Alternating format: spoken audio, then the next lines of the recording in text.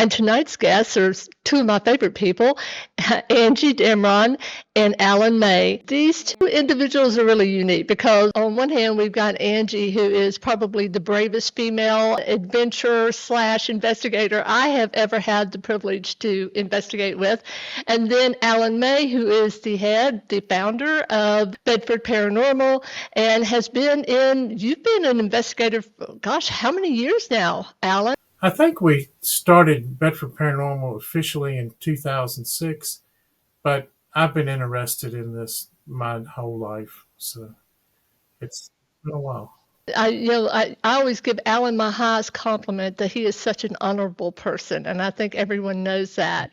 But you're here tonight. You're obviously both representing Bedford Paranormal, so we're going to talk about that. But before we get into it, you guys have something really fun coming up, and you're doing what I call a boutique paranormal convention. Small, elegant, beautiful, and it's always sold out. So Angie, start. Tell us about this, what day it is, where it's at. Do you have any more vendor booths, that sort of thing?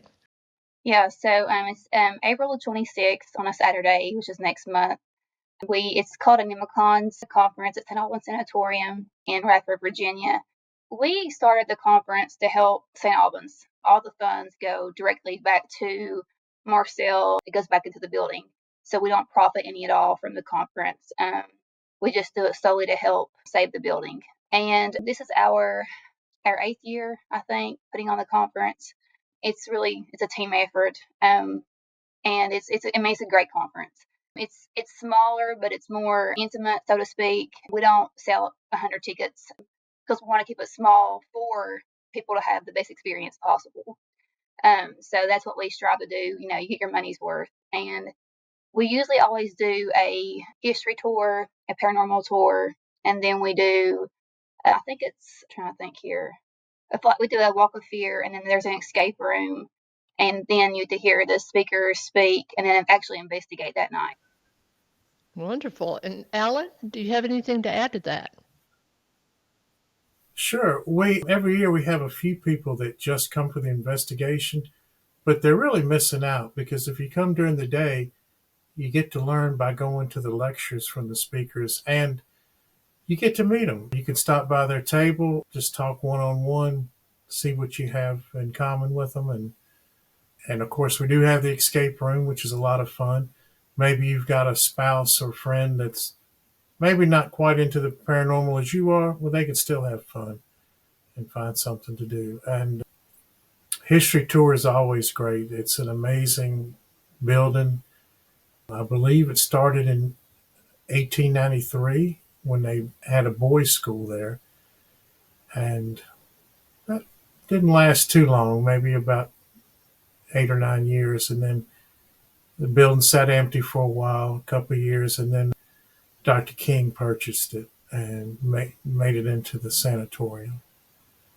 And so, yeah, it's an amazing history. Come for that. It definitely is an active haunted place. The building has changed a little bit through the years. Some areas that used to be fairly quiet are now more active. So, yeah, don't miss out. And I guess we all know that Marcel is in charge of the building. And if you've never met Marcel, she's the nicest lady you'd ever want to meet. She'll take all the time in the world to talk to anybody. The volunteers are great there. We've gotten to know some of the volunteers fairly well, and they're just good people. They know what they're doing, and they won't steer you wrong.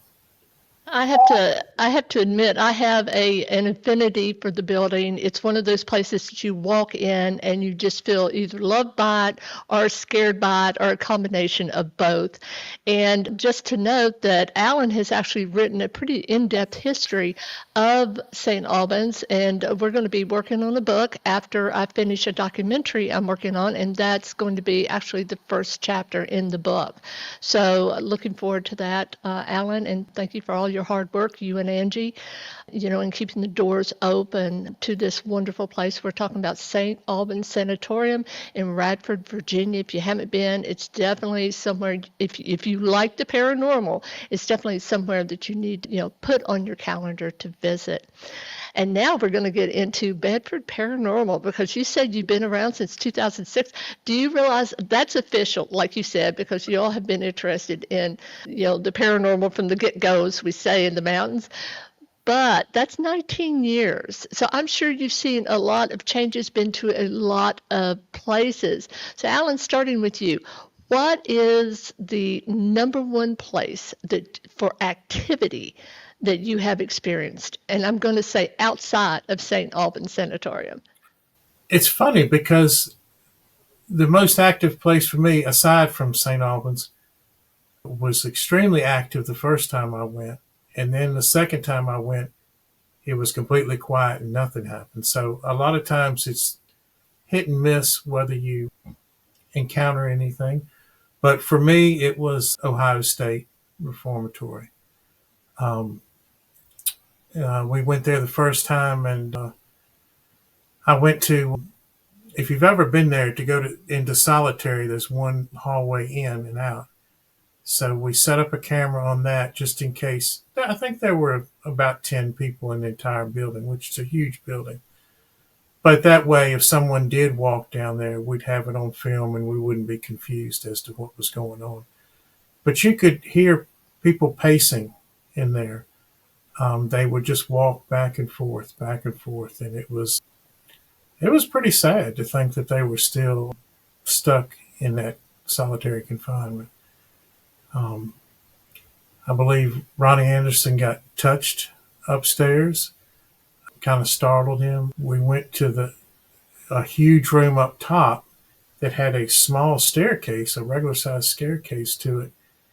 And I asked our guide why the staircase was so small, and he said, well, they really didn't use this room, even though it was very large.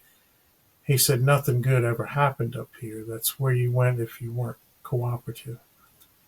So we went up there and just kind of walked around, tried to do an EVP session.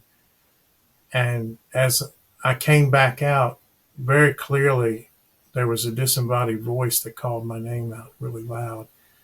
And it was Ronnie and Angie standing there at the top of the stairs.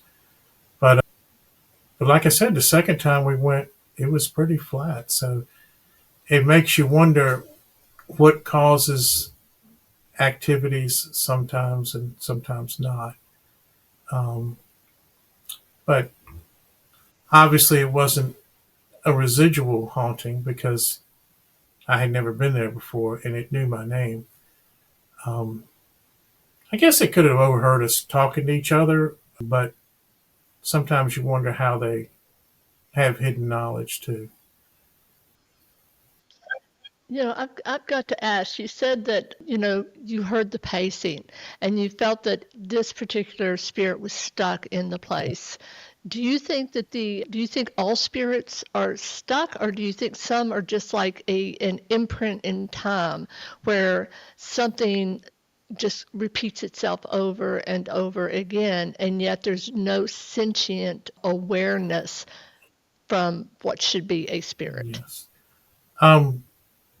Yeah, everything we do is pretty much theory, so I could give you my opinion. I think there are imprints that some people call residuals, and then there are some intelligent hauntings where you have to wonder why you would want to stay in some of the places that they do. I've slept in some haunted locations by myself, and you would hear voices in the night. And I remember a couple of years ago, I woke up and I thought I was in a certain building, and I thought teenagers had broken into the building because I woke up and I could hear people talking. But it was two ladies, and they were talking to each other. I don't know if it was a residual or what, but they didn't care that I was there at all. They were just talking to each other. And so, yeah, it's a lot of questions as to why you would want to stay in a certain place and not move on to something nicer. Well, I've got a question too, real quick. When you heard the disembodied voice call your name, did anyone else hear it, like Angie or someone else, or was it just particular to Ronnie told you? me he heard it very clearly. Did you hear it, Angie? Yeah. And I do remember there was a lot of pigeons in that room, so Angie declined to go in. But yes, we all three heard it, and it was pretty clear. All right. Well, Angie, how about you? Now, I got to tell you, when I told y'all about her being so brave, I was at was it Trans? No, it wasn't Trans Allegheny. It was Waverly Hills. Yes. And I will never forget.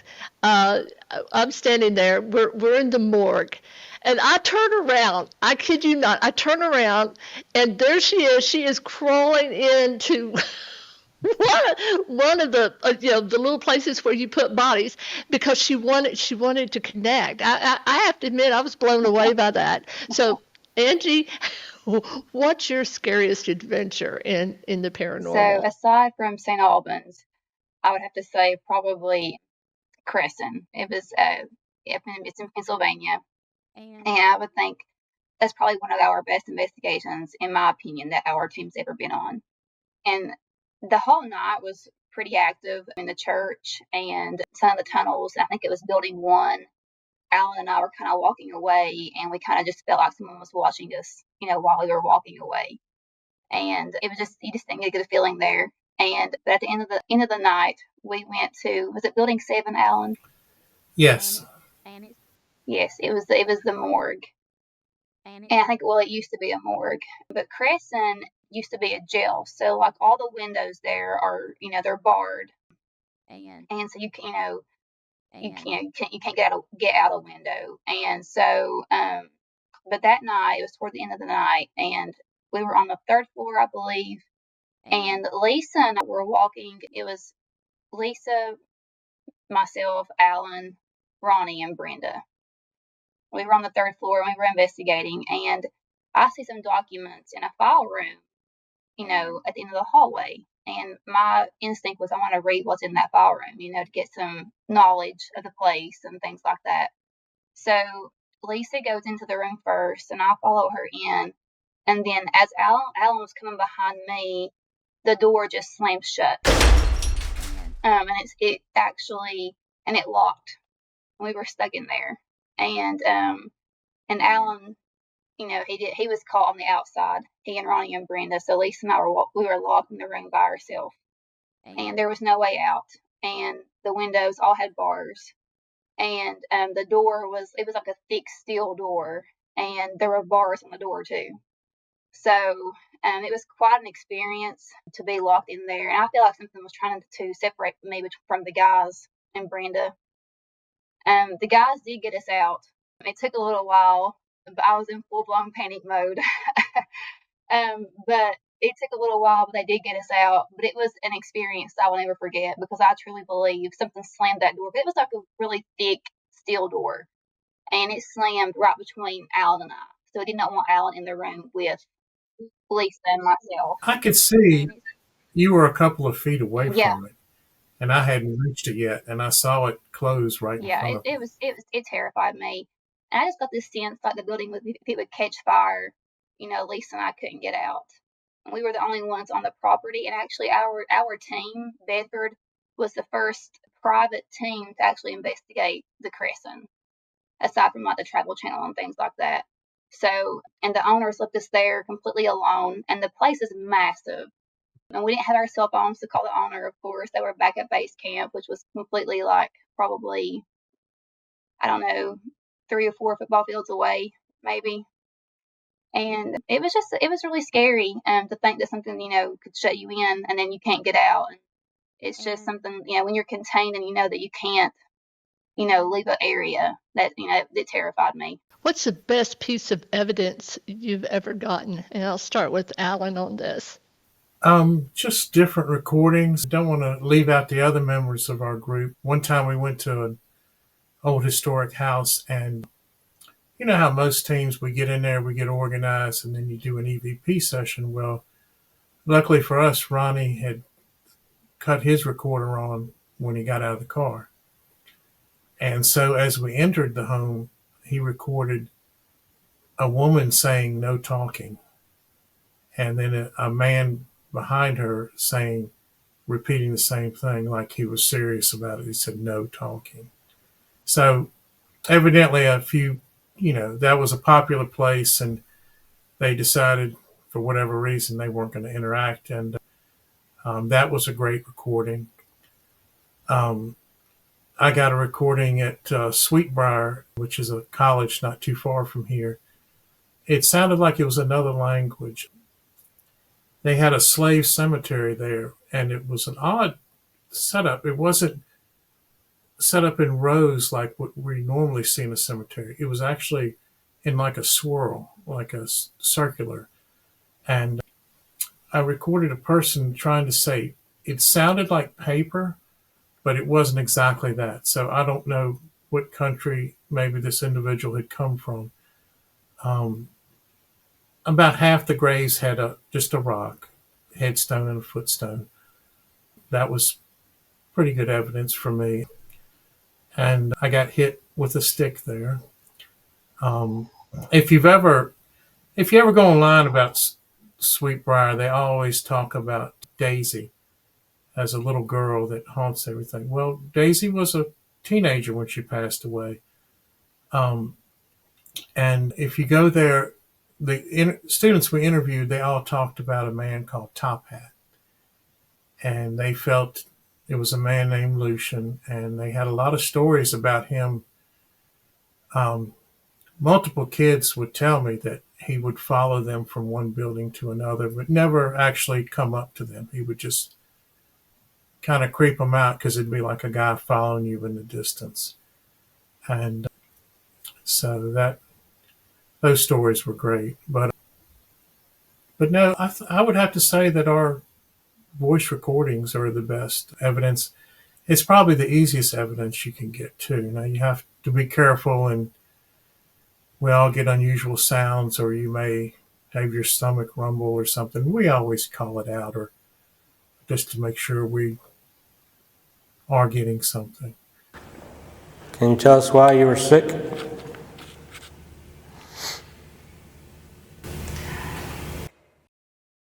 On EVPs being your best evidence. And the reason I say that is because, for instance, once Lisa, Brenda, and myself, we were investigating the King Center at St. Albans.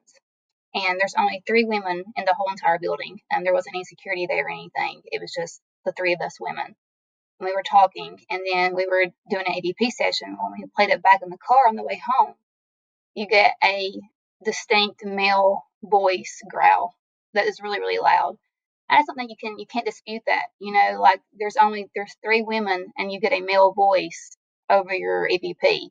I mean, there's no explaining that. You can't dispute it really. So I think that's pretty amazing. And I think Alan got a photo of me one time in the electroshock.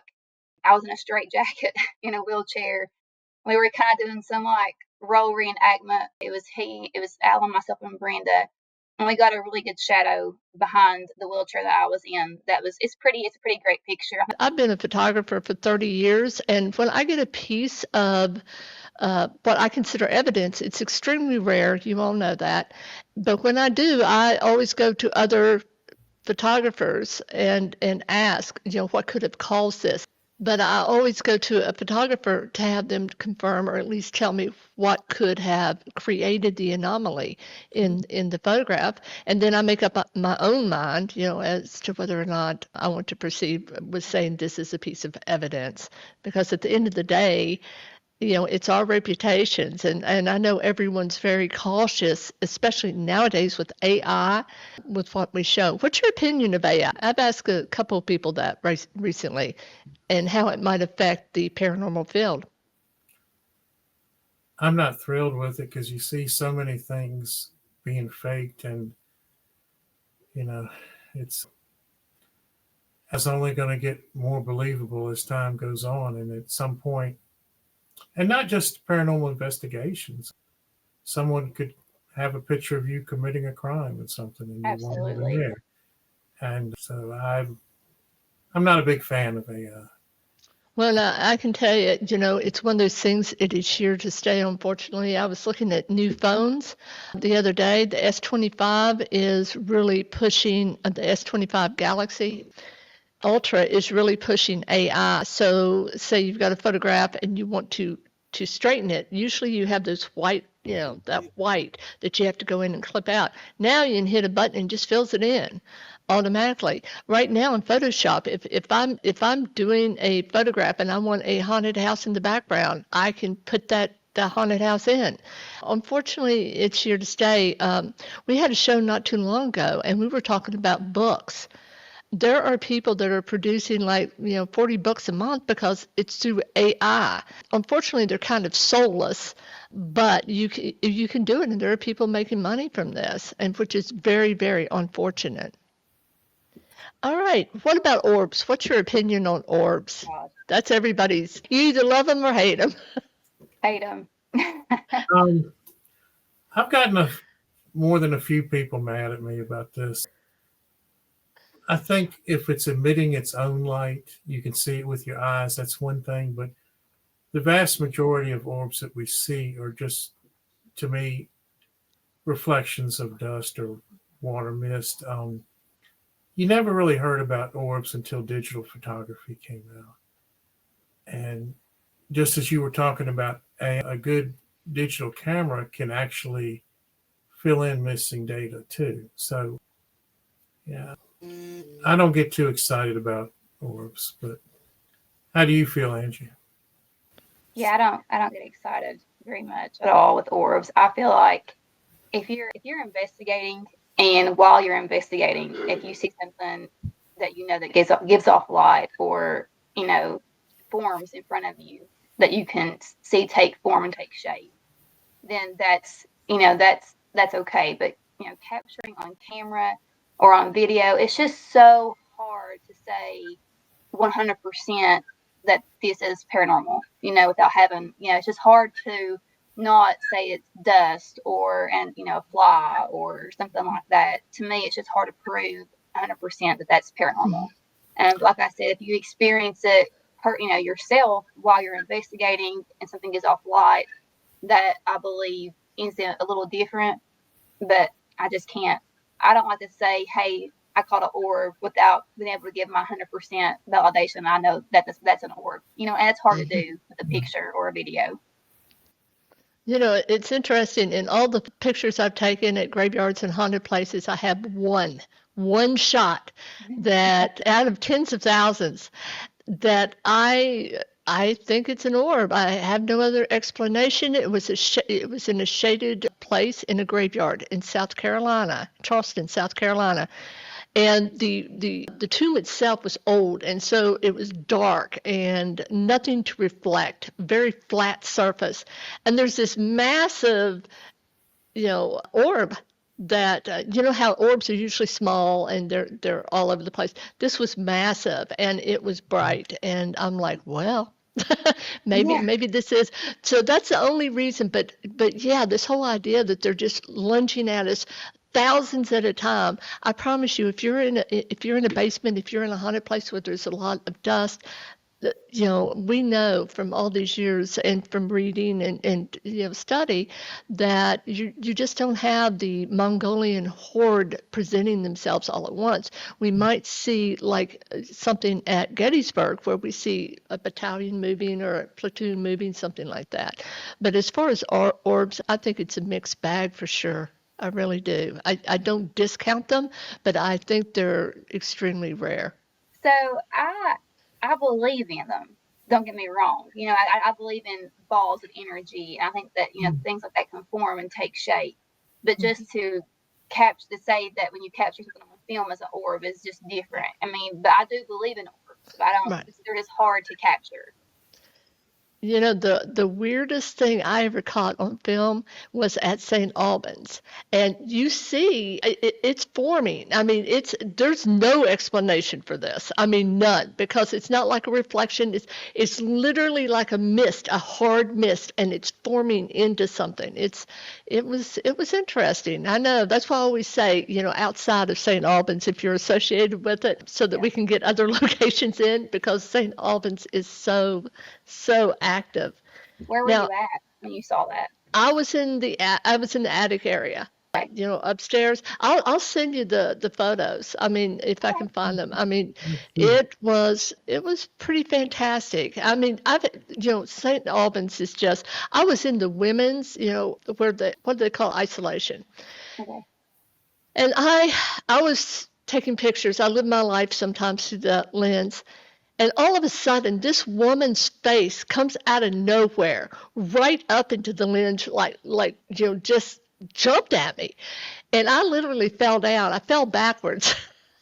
Do you know there's actually something where, like, wartime photographers, because they're living through their lens, it's like they separate themselves from the reality, and that's how they end up, what do they call it, being unalived, so we don't get hit. Yes, being unalived. And it's kind of like that. You think you have the separation, but that woman, she looked incredibly mad. Her hair was out to here.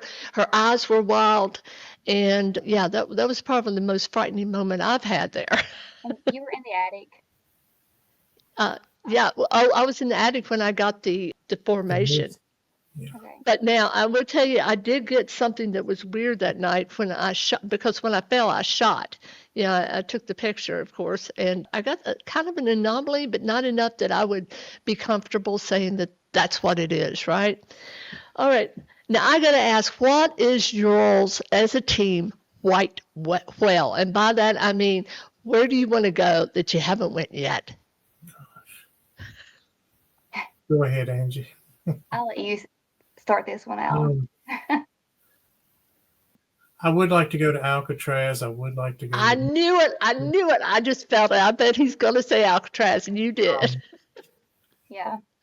I have the contact for Alcatraz, actually. I've had it for for a little while. There's some hurdles because they don't actually allow investigations there, but there's some ways that you can go there without saying you're investigating and still investigate. It just makes sense. So I talked to him about that on some time, so we're working on that, I believe, and I think some of our team wants to go to Brushy. Brushy's a good one. Yeah. There are a few places I'd like to go back to, like the Stanley. Yeah. That was amazing. We've been to so many places. I think the last time we counted was like 95 places that we've been, that we've investigated as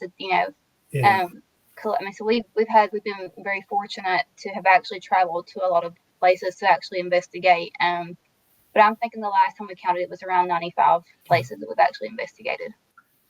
All right, this is my last question tonight, but what got you in to investigating? I had childhood experiences, and being by far the oldest person in the group. Back when I was growing up, you didn't have any internet or anything, and Lynchburg still is a fairly conservative town, so it's hard to find any kind of information back then. There was some unusual thing in the house I was growing up in, so I just tried to figure it out myself. I would try to approach this room from different ways, daytime, nighttime, lights different, just to see if it's something tricking my eyes and stuff. But it wasn't, it's not predictable. So it's hard to run a real kind of experiment on things. It's just, so that's how I got interested. Things that happened to me as a child.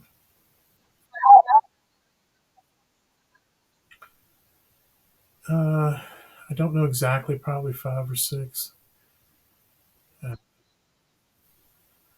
One of them that still makes me uncomfortable, I probably just let that one go.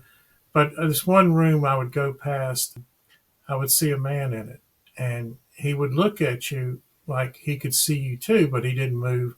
He didn't seem to try to talk or anything.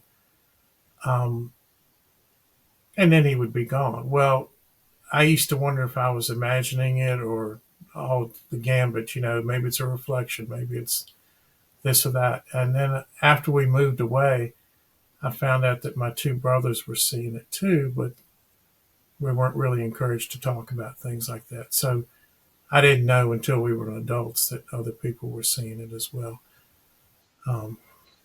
But I mean, he wasn't scary or anything. He would just be there looking at you, and it was always in the same room, always in the same place.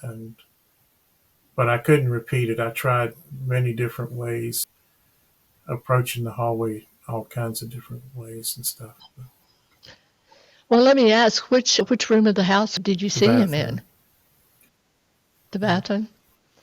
And what about you, Angie? How did you become infatuated with the paranormal?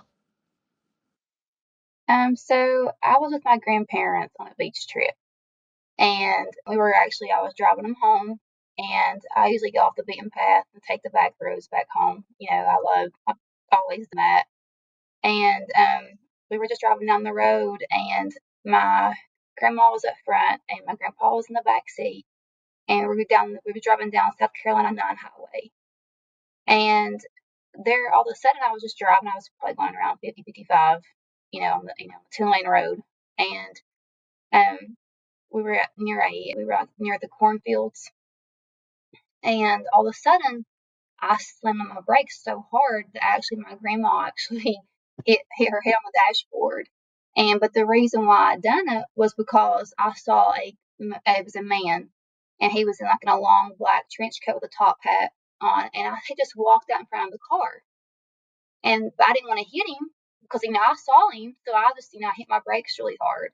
But my grandparents didn't see him, so they were like, "Why did you hit your brakes so hard?" And I was like, "Did you not see this guy, cross the road?" I was looking for him after I hit my brakes, and all that was kind of like settled down, and he was nowhere seen. So I was like, and I know that I saw him. I would never, hit my brakes like that with my grandparents in the car if I didn't actually see somebody. I thought I was going to hit him with my car, and so at that moment I realized that there's something more, that I wanted to experience and to investigate and to educate myself on. But it was weird because, why was I allowed to see him and, my grandparents didn't see him? They thought I was just a crazy How old driver, were you then, but Angie? but I think I was 15. I was 15. All right.